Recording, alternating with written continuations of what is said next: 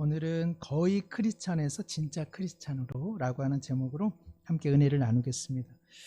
전쟁 영화나 재난 영화를 좋아하시는지 모르겠습니다. 그렇게 그냥 돈 주고 깜짝깜짝 놀라는 거 나 보기 싫어 하는 분들도 더러 계시겠습니다만은, 전쟁 영화나 재난 영화에서 가장 긴장되는 순간은 언제겠습니까?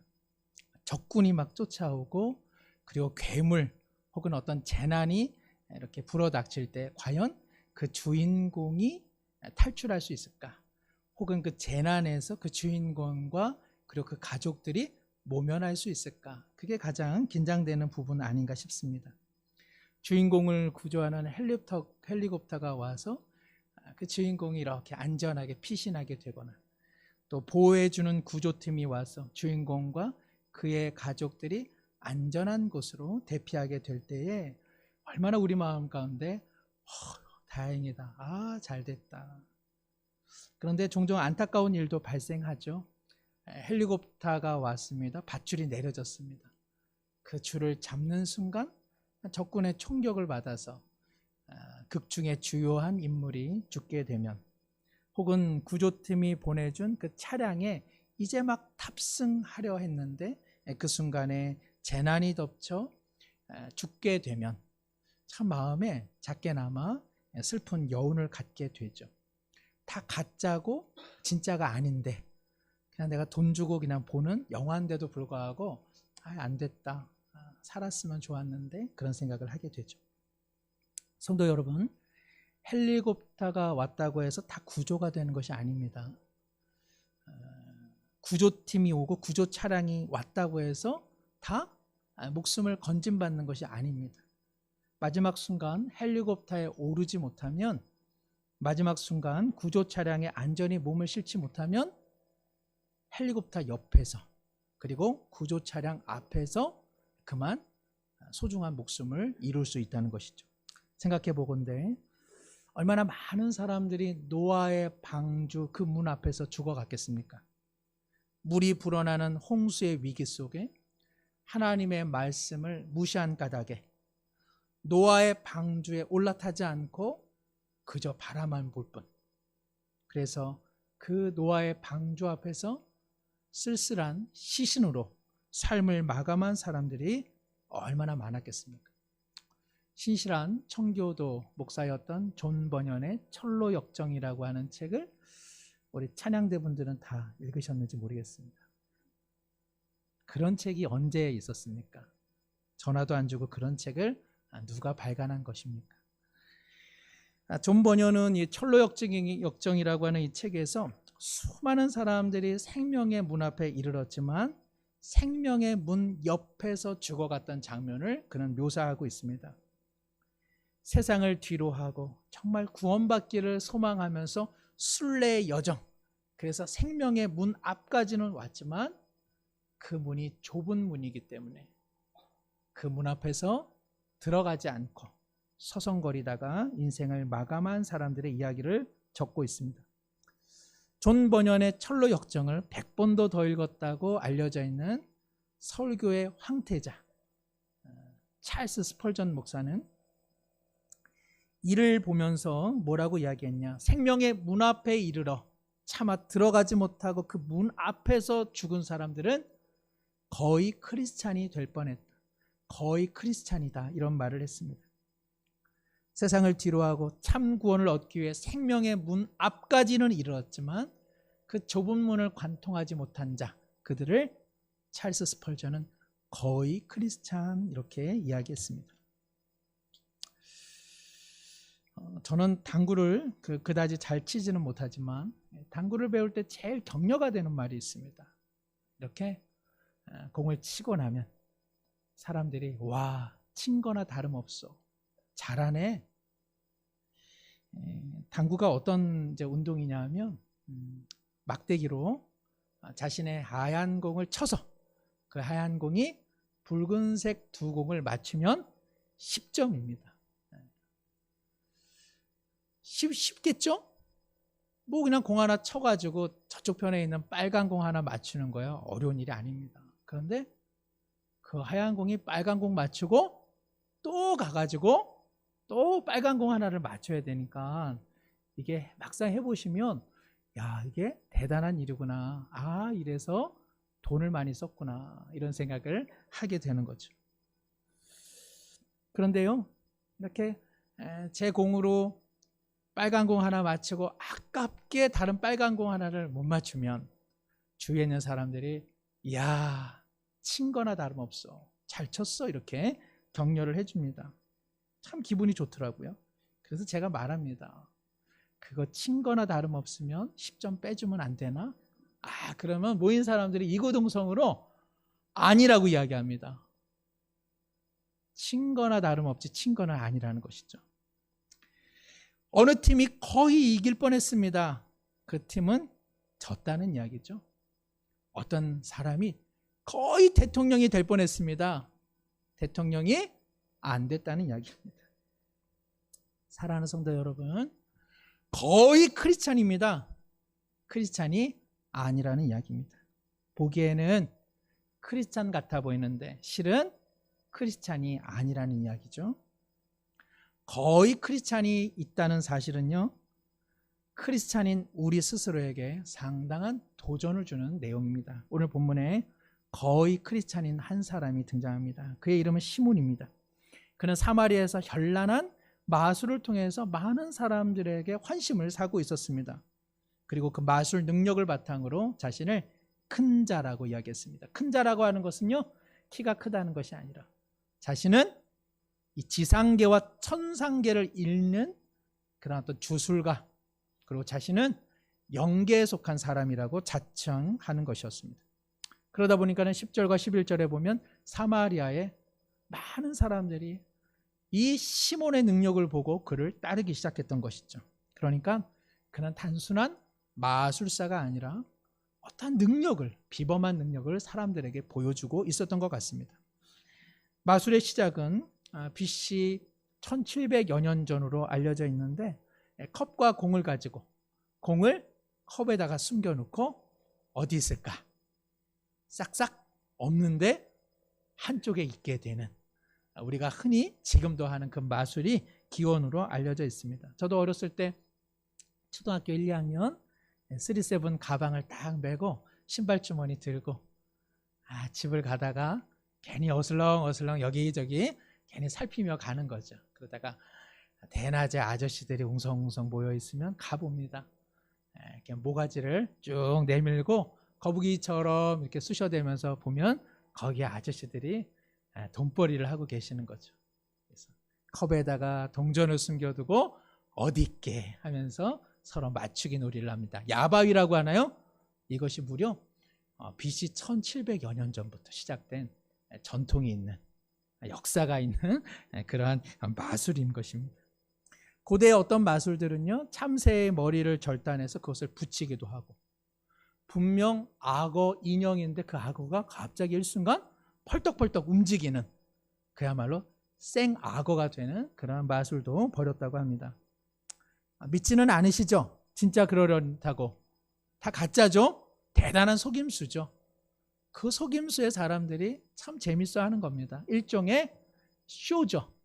그래서 사람들이 즐거워하고 그리고 유흥을 즐기게 되는 것입니다. 그런데 이 사마리아의 시몬이 상당한 그 잔재주가 있었던 것 같습니다.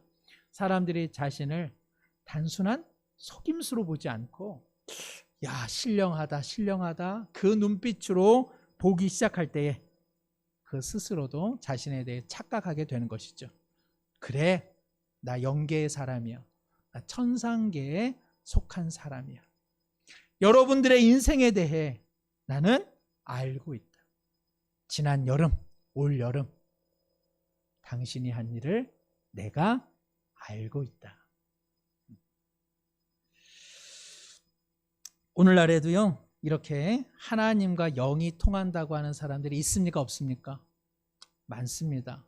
제가 얼마 전에 목사님들을 좀 배웠는데, 저는 사실은 이렇게 말씀 위주로 이렇게 곱게 자란 교회에서 제가 조금 양육을 받았습니다. 그래가지고 막 환상 보고 막 환청 듣고 막 이런 이야기를 들으면 내가 믿는 하나님하고 같은 하나님인가 제가 좀 의구심을 갖고 보고는 합니다. 말을 들어보니까는 참 오늘날에도 기독교 안에 점쟁이들이 참 많다는 사실을 다시 한번 확인했습니다. 들으면서 참 마음이 안타깝고 무거웠습니다. 기독교 안에도 점쟁이 같은 사람들이 많아서 당신의 앞날을 쳐주듯 하나님의 이야기를 해준다고 하고 돈을 얻고 재산을 쌓아가고 명예를 누리는 사람들이 있죠. 지금도 어딘가에는 기독교 신앙의 이름으로 성도들의 마음을 현혹시키고 또 그 성도는 점쟁이 찾아가듯 삶이 어려울 때마다 습관적으로 그러한 사람들을 찾아가니 안타깝지만 기독교 안에서도 이러한 수요와 공급이 일어나고 있습니다. 요한복음 2장에 예수님께서 하나님에 대한 표적을 행하셨습니다. 많은 사람들이 와서 예수님의 표적을 보고 예수님을 믿기 시작할 때에 예수님께서 얼마나 참 기분이 업이 되시고 좋으셨겠습니까? 그런데 예수님께서 요한복음 2장 25절에 이렇게 말씀하십니다. 또 사람에 대하여 누구의 증언도 받으실 필요가 없으니 이는 그가 친히 사람의 속에 있는 것을 아셨습니다. 너희들이 지금 나를 믿는다고? 너희들은 지금 내가 행하고 있는 표적과 기적에만 마음이 있지. 내 표적과 기적이 가리키고 있는 하나님, 그리고 나의 메시아됨, 그리고 하나님 나라에 대해서는 전혀 무심한 것을 내가 알고 있다. 그러면서 예수님께서는 자신의 하나님됨이 너희들의 증언을 통해 지지받아 이루어지는 것이 아니라 하나님으로부터 나는 증명을 받고 있는 하나님의 아들이다, 이렇게 말씀하십니다.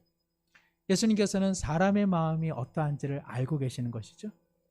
자기중심적이고 그리고 항상 이기적이고 그리고 간사하고 그리고 자기 위주로 살아가는 우리의 마음을 예수님께서 잘 아시기 때문에 예수님께서는 너희들이 나에 대해 어떠하다라고 말하는 것으로 내가 있는 것이 아니라 하나님께서 나를 아신다고 말씀하시는 것입니다.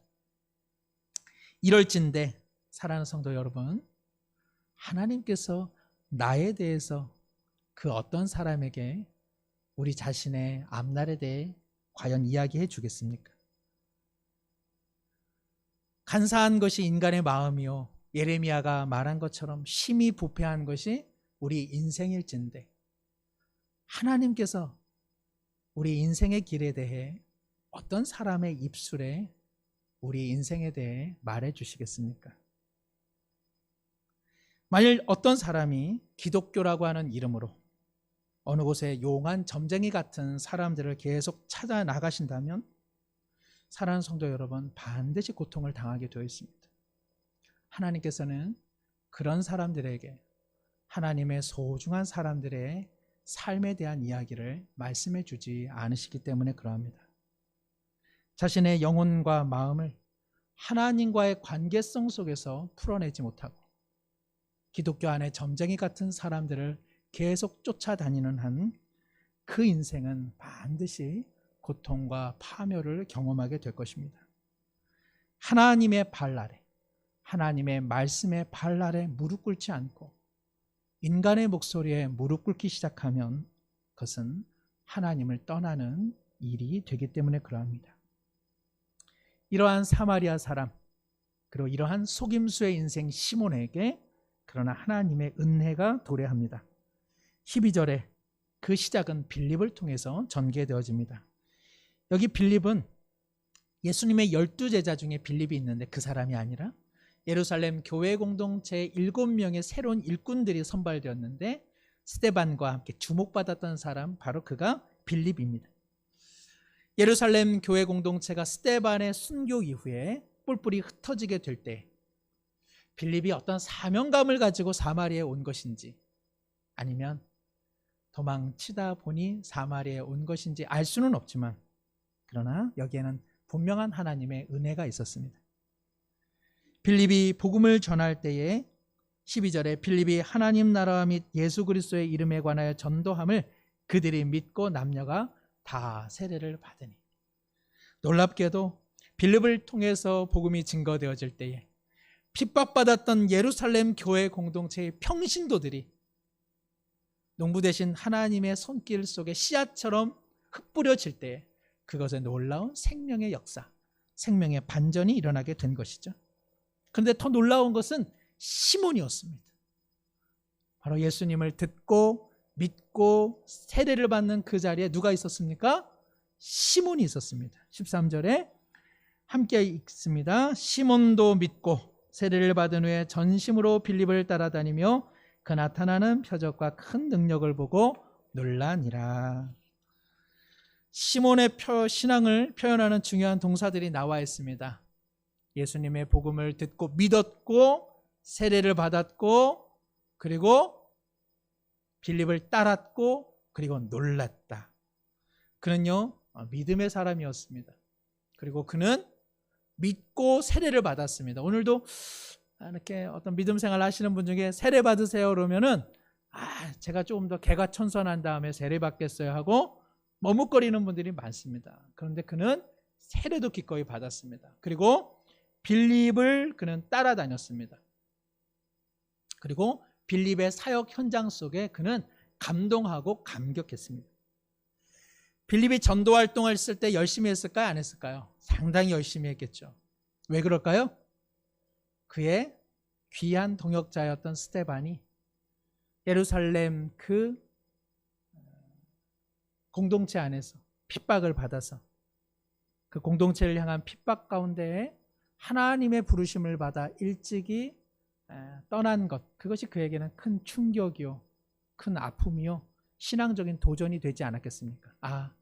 나의 인생도 얼마 남지 않았구나.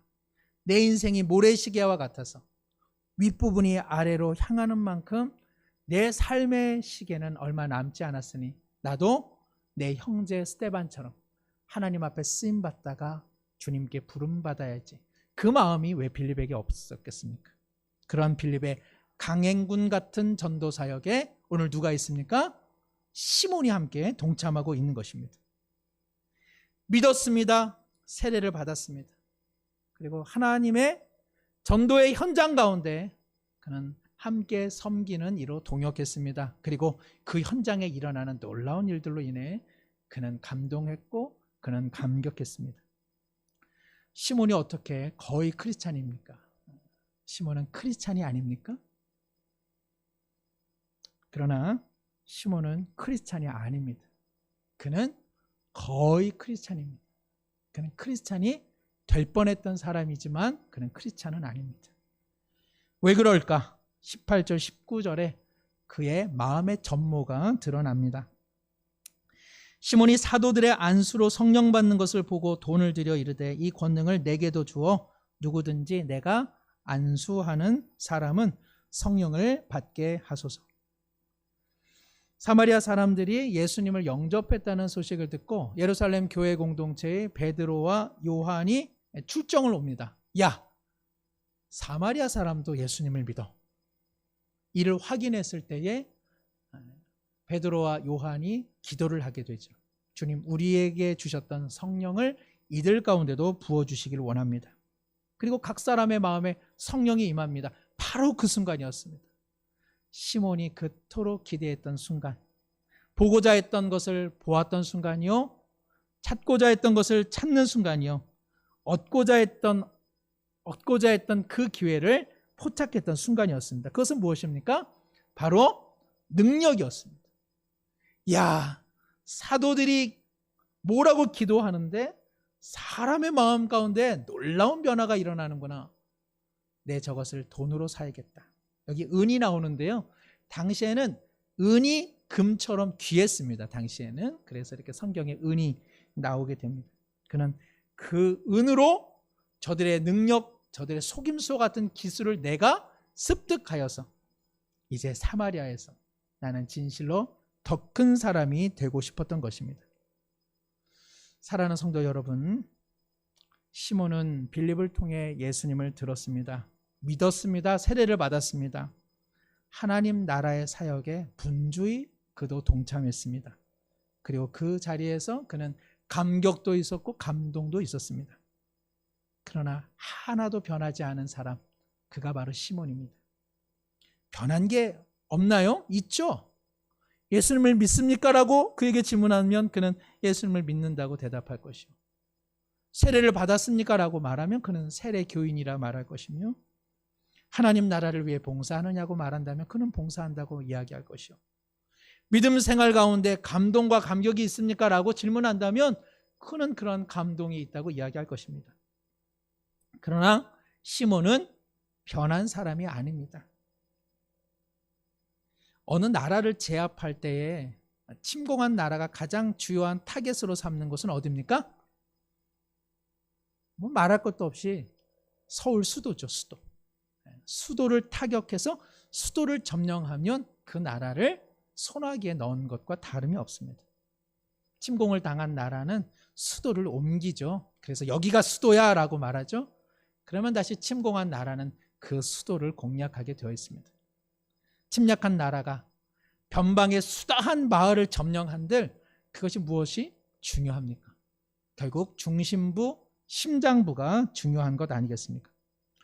시몬의 마음의 수도, 시몬의 마음의 중심부는 돈이요, 그리고 자기가 으뜸되는 것이었습니다. 그는 자신의 인생을, 자신의 수도를, 자신의 심장부를 돈과 으뜸으로 치장하기 위해서 예수님을 믿었고 세례를 받았고 그리고 열심히 사역했고 그리고 감동했습니다. 그러니 그의 인생의 수도 심장부에는 그가 주인이요 예수님은 결코 함께 계시지 않았습니다. 많은 사람들이 하나님을 믿고자 나올 때에 동기가 아주 거창한 것은 아니죠.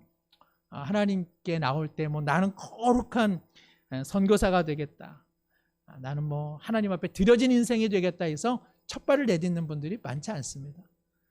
하나님께 정말 내가 쓰러져가는 내 병 정말 하나님께 지푸라기도 잡는 심정으로 교회에 한번 나가야겠다. 우리 집 경제가 이렇게 파탄 났으니 하나님 한번 이름이라도 한번 내 불러봐야겠다. 우리 아이가 학교 생활 방황하고 이탈하니까 어미 된 자가 할 수 있는 건 뭘까? 내 기도라도 한번 해봐야겠다. 저도 교회에 나가게 된 계기는 달리 생각해 보면 이제 대학을 떨어져서 재수를 하게 되니까, 재수를 하게 된 거 재수가 없는 것 같아서 재수를 없애려고 교회에 나간 것 아닌가, 그런 마음도 없잖아 있었습니다. 우리의 시작은 다 그렇습니다. 중요한 것은 무엇일까요? 교회를 나가고 하나님을 믿게 된 그 동기가 신앙생활 하면서도 변하지 않는 것, 그것이 문제입니다. 거룩한 변화가 일어나지를 않습니다. 내가 최초 예수님을 믿었던 그 마음의 동기가 여전히 그 동기의 충족으로만 신앙생활을 하게 되는 것이죠. 그러니 마음의 중심부, 마음의 심장에 주님이 주인이 되지 못한다는 것이죠. 병 때문에 예수님께 나왔습니까? 어떠한 변화가 일어납니까? 아하, 이 병에서 치유를 받아도 내 인생에 어김없이 죽음이 도사리고 있는데 그 죽음을 예수님께서 해결하셨으니 내 인생 어찌되든지 이미 생명이구나, 이미 영원한 생명이 시작된 것이구나. 경제적 어려움 때문에 예수님께 나왔습니다. 부자가 되지 못해도 먹고 사는 것 하나님께서 하물며 자기 자녀에게 주시지 않겠는가? 내 인생의 가치는 더 이상 돈이 될 수는 없구나. 그래서 자신의 마음의 중심부에 작은 변화가 일어나는 것이죠. 자녀가 좋은 대학 가고 좋은 곳에 취업하고 좋은 사람 만나는 것 부모의 마음이었지만 신앙생활 하면서 내 뜻대로 안 되는 거구나. 내 자녀의 인생을 바꾸는 분은 하나님이시며 그가 하나님 믿기를 내 기도해야겠구나.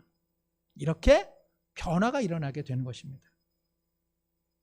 사랑하는 성도 여러분, 하나님께 맨 처음에 나왔던 동기, 그 동기가 말씀을 듣고 믿고 세례를 받고 하나님 나라의 사역을 감당하고 감사하고 감동하고 감격하면서 바뀌어지는 사람, 그런 사람을 누구라고 이야기합니까? 그런 사람을 크리스천이라고 말합니다. 그러나 하나님께 나왔던 자기 유익의 신앙의 동기가 말씀을 듣고 세례를 받고 함께 봉사하고 사역하고 감동도 하고 눈물도 흘리고 감사도 하지만 결코 바뀌어지지 않은 사람, 그래서 자신의 중심부는 항상 자기가 주인 노릇되는 사람, 이런 사람은 거의 크리스찬이라고 말할 수밖에 없습니다. 마음의 수도, 마음의 중심부에 자신이 주인 되어 그 욕망이 깃발처럼 펄럭이는 한 그 사람은 크리스찬이 아니라 거의 크리스찬. 그래서 크리스찬이 될 뻔했던 사람으로 지어지고 마는 것입니다. 생명의 문 앞까지는 왔지만 그 좁은 문에서 자신을 털어내지 못해 그저 생명의 문 앞에서만 오랫동안 서성거리는 사람. 그 사람은 거의 크리스찬입니다. 사랑하는 성도 여러분, 하나님의 말씀이 우리 중심부에서 일을 하도록 하는 것, 그것을 뭐라고 이야기합니까? 그것을 순종이라고 말하는 것입니다. 하나님의 말씀이 내 인생의 변죽에서만, 내 인생의 변두리에서만, 내 인생의 변방에서만 이루어지는 한 그것은 온전한 크리스찬이라고 말할 수는 없습니다. 예수님을 처음 믿고자 했던 내 유익의 동기, 그 동기를 넘어설 때 비로소 그 사람을 거듭난 그리스도인이라 말하는 것이고, 바로 그런 사람이야말로 생명의 문 앞에서 좁은 길을 향하여 결정적 마지막 한 걸음을 내디딘 인생이라고 할 수 있습니다.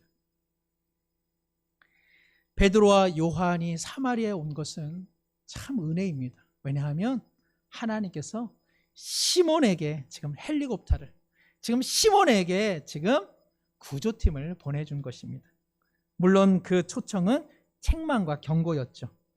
그래서 오늘 20절 보시면 베드로가 이르되 내가 하나님의 선물을 돈 주고 살 줄로 생각하였으니 내 은과 함께 내가 함께 망할지어다.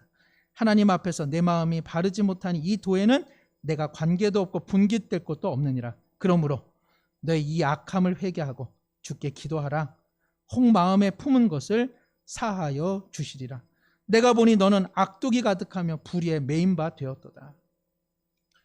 지금 올라탈 수 있는, 그리고 구조차에 탑승할 수 있는 마지막 기회를 하나님께서는 시몬에게 제공해 주고 있는 것입니다. 그러나 안타깝게도 시몬의 반응은 어떠합니까? 24절 시몬이 대답하여 이르되 나를 위하여 주께 기도하여 말한 것 하나도 내게 임하지 않게 하소서. 저는 이 생명의 문, 이 좁은 문을 향해서는 발걸음을 옮기지는 않겠습니다. 그저 제가 머문 자리에 당신이 말한 재앙이 임하지 않게 당신께서 기도해 주십시오. 그는 진정한 회개가 없습니다. 삶의 변화를 위한 간절한 기도도 없습니다. 예수님을 믿고자 할 때 신앙의 처음 동기가 불순했지만 이제 나는 그것을 바꾸어 내 신앙의 중심부에 주님을 모시겠습니다. 어떻게 하면 그렇게 할 수 있습니까? 라는 그는 질문이 없습니다.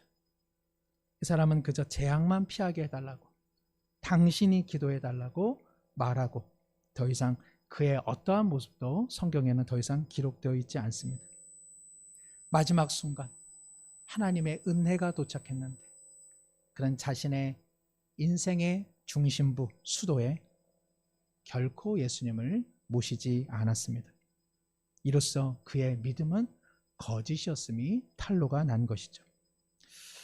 오늘 말씀을 정리하면서 아마 우리 대부분의 성도님들은 이러한 시간들을 이미 관통했다, 저는 이런 생각을 합니다.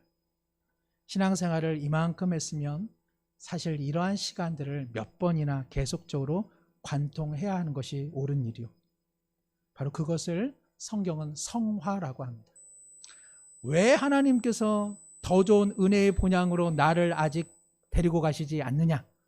결정적인 사실 하나가 있습니다. 하나님은 우리를 거룩한 자로 지금 빚어가고 계시기 때문에 그럽니다. 우리의 시간을 거룩한 자로, 예수님의 인격과 성품을 닮은 자로 나를 빚어가시는 시간으로 인식하는 자는 자신의 삶의 중심부에 예수님을 끊임없이 모시는 인생이 될 것이요. 그저 그날만 바라보는 인생은 자신의 인생 중심부에 자기가 우뚝 서 있을 뿐입니다. 사랑하는 성도 여러분, 신앙의 연수가 깊어질수록 하나님께서 우리에게 분명히 요구하는 것이 있습니다. 거룩한 변화입니다. 우리가 지난 주일 오후에 오후 찬양 예배 때 기독교 전통에서 중요하게 다루는 죄들을 함께 나누었습니다.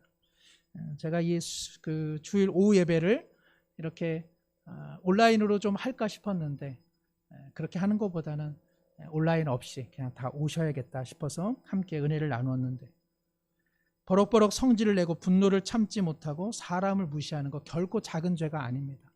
큰 죄입니다. 성경을 읽지 않고 주일 성수하지 않는 것보다 더 큰 죄입니다. 내 신앙 하나만 챙기고 나는 할 수 없어, 나는 할 수 있는 게 없어, 그냥 욕먹지 않고 내 신앙생활 하나만 하겠다, 이러한 나태도 성경에서 결코 작은 죄가 아닙니다. 교회의 사역이라고 하는 것은 그야말로 나 같은 자도 쓰임받는 것만으로도 감사인데, 교회에서 사역할 때 인정받으려고 하는 태도, 앞서 일하는 사람들을 폄하하는 태도, 당을 지어서 수근거리는 태도, 이것은 대단한 죄입니다. 반드시 고쳐져야 되는 죄입니다. 믿고 세례받고 그리고 하나님의 일에 동참도 하고 감동하지만, 그러나 자신의 인격과 언어와 그리고 삶의 모습 속에 거룩한 변화와 사랑이 수반되지 않는다면 자신에게 진지하게 질문해 보셔야 합니다. 왜요? 하나님께서 반드시 말씀하고 계시기 때문에 그러합니다. 그렇게 말씀하시는 주님의 음성조차 듣지 못한다면 자신의 영적 둔감함을 놓고 하나님 앞에 기도하고 회개하셔야 합니다. 하나님이 말씀하시는데 그 소리를 듣지 못하는 영적 둔감함을 가지고 어떻게 하나님과 교제를 나누며 신앙생활을 한다고 말할 수 있겠습니까?